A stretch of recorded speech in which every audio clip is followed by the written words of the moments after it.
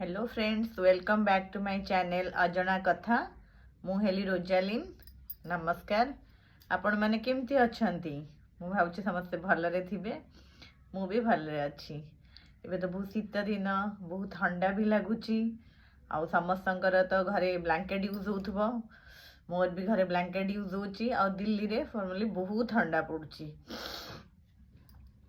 तो मु ठंडा पई आज जाउची आपण मान पई गोटे न्यूट्रिशन पाउडर बनैबी, जोटा कि ये थंडारू बचापी आम आम छुआ मानू बा आम हजबैंड मानू बा आम निजे भी आम पी पारिबा सेटा मिल्क रे ऐड करिकी।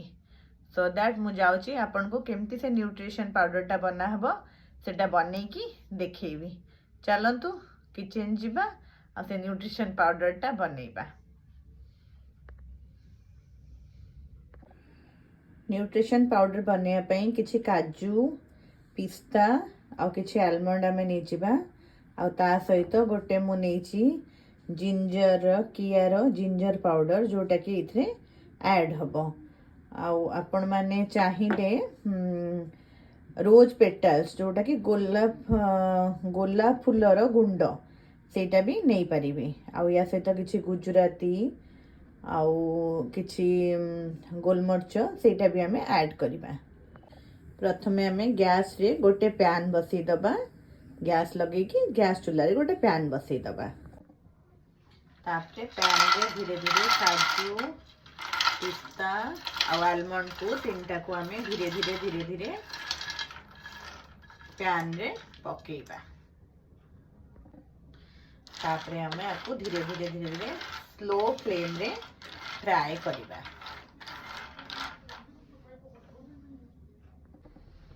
देखंतु आकु मु एबे केमती हल्का हल्का फ्राई करूची। एटा पूरा जेमती माने स्लाइटली रेडिश कलर आसीबो से पर्यंत आमे आकु फ्राई करिबा।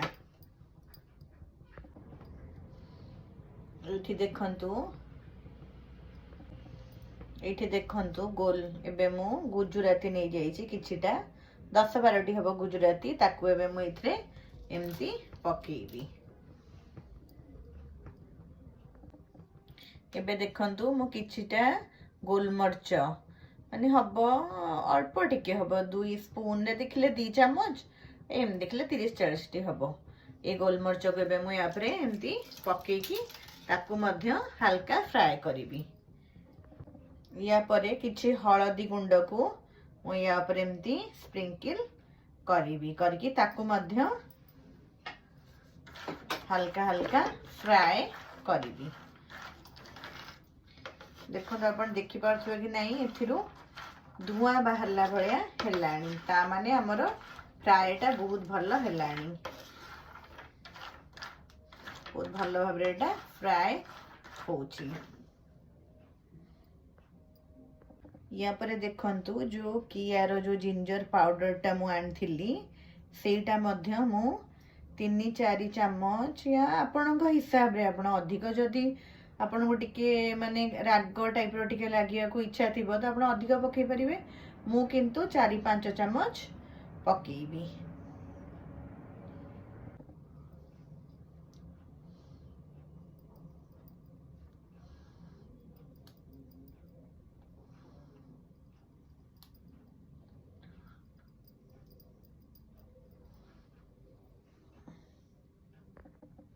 या परे आको फ्राई करिबी।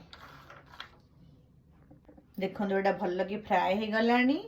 याको मु किछि समय ठंडा हवा पई देबी। ठंडा हला परे आको गोटे मिक्सी रे पुरे की ताको मु पाउडर फॉर्म रे ग्राइंड करिबी। ए देखंतु एबे मु ताको 2 थर करके ग्राइंडर जार रे भर्ती करिकी ताको ग्राइंड करिबी। कारण गोटे थर रे मोर ग्राइंडिंग हबनी, कारण मो जार टा छोटो सेति पई मु ताको 2 थर रे ग्राइंडिंग करिबी। ये देखंतु पाउडर टी केते सुंदर बनी की रेडी हो जाइछि। एबे मु ताको गोटे काचो बाउल रे धीरे धीरे पोर करछि। तापरे मु आकु गोटे सुंदर ग्लास बाउल रे आकु रखी देबी, जेमती की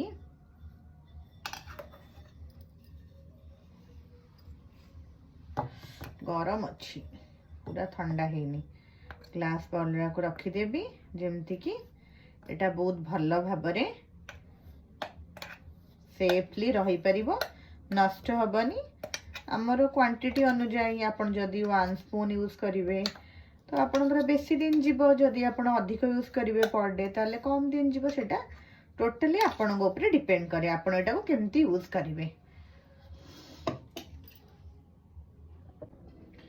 ये आमर तैयारी गला देखंतु इम्यूनिटी बूस्टर न्यूट्रिशन पाउडर बाहर तो बहुत प्रकार पाउडर मिलूची विभिन्न कंपनी रो मिलूची वेराइटी कंपनीज रो बट ये मोर निजर हैंडमेड आउ एथिरे किछि भी मिक्सअप नाही बा मिलावटी किछि भी नाही पूरा प्योर तेणु आपण जदि चाहिबे आपण निजे मध्य घरे तैयारी करंतु आउ आपण को घरे एटा यूज करंतु आ समस्त को मिल्क रे हो बा जो मान को मिल्क सूट नुए गैस होची से माने ल्यूकवार्म वाटर रे हो किछि रे भी हो एटा गोळे की दियंतु आ यार कौन फायदा मते कमेंट्स रे लिखि के जणांतु आ जदि भी मो रेसिपी आपन को भल लागुची एमती नुआ नुआ रेसिपी पाई बा नुआ नुआ जिंस जानिबा पाई आपण मते आपण मो चैनल को सब्सक्राइब करंतु आउ कमेंट्स मध्य करंतु जहा द्वारा मु जहा जानिथिबी सेटा आपण को शेयर करिबी।